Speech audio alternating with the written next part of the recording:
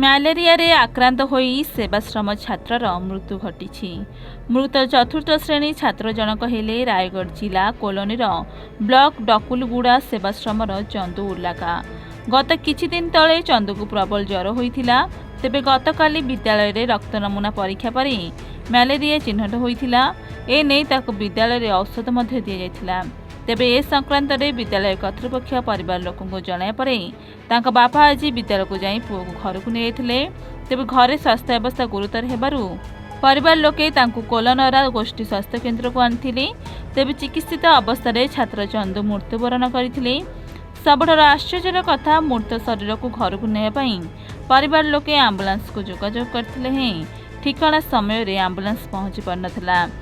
ଅନ୍ୟ ଉପାୟ ନ ପାଇ ଚନ୍ଦୁର ବାପା ରମେଶ ଉର୍ଲାକା ଏକ ବାଇକ୍ ଯୋଗେ ପୁଅର ଶବକୁ ନିଜ ଗାଁ ଲାଲାବି ଗ୍ରାମକୁ ନେଇଥିଲେ। ତେବେ ବାଇକ୍ରେ ମୃତଦେହ ନେବା ଘଟଣାକୁ ସବୁ ସ୍ତରରେ ନିନ୍ଦା କରାଯାଇଥିବା ବେଳେ ଚନ୍ଦୁକୁ ବିଦ୍ୟାଳୟରେ ସଠିକ୍ ଚିକିତ୍ସା ସୁବିଧା ଦିଆଯାଇଛି ବୋଲି ସେବାଶ୍ରମର ପ୍ରଧାନ ଶିକ୍ଷକ ବୁଦ୍ଧଦେବ ତାଢ଼ିଙ୍ଗୀ କହିଛନ୍ତି।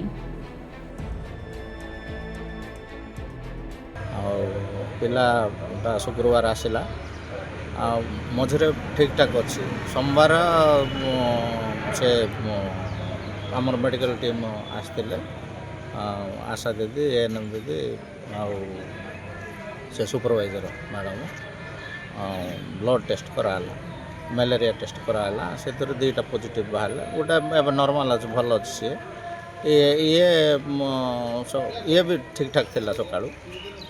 ତା ବାପା ସକାଳୁ କେଉଁଠୁ ଖବର ପାଇକିରି ଆସିଲେ, 9ଟା ବେଳକୁ ଧରିକିରି ଗଲେ ଘରକୁ। ସିଧା ଘର ମେଡ଼ିକାଲ ମୋର ରିସ୍କରେ ବୋଲିକିରି ସେ ଆମେ ବି ଛାଡ଼ୁନଥିଲୁ। ସେ ନିଜେ ଧରିକିରି ଗଲା, ଲେଖାଲେଖି କରିକିରି ଛାଡ଼ିଛୁ ଆମେ। ଆଉ ତାପରେ 3:30 ବେଳକୁ ଆଜି ଶୁଣିଲା ବେଳକୁ ମେଡ଼ିକାଲରେ ତା'ର ଇଏ ନାହିଁ ବୋଲିବାରୁ ମୁଁ ମେଡ଼ିକାଲ ଏବେ ଜଷ୍ଟ ଆସିଲି। ସେ ଜାଣିଛନ୍ତି ଆମେ ଆମ ତରଫରୁ ଟ୍ରିଟମେଣ୍ଟ କରିବାକୁ ଆମେ ଇଏ ଥିଲୁ।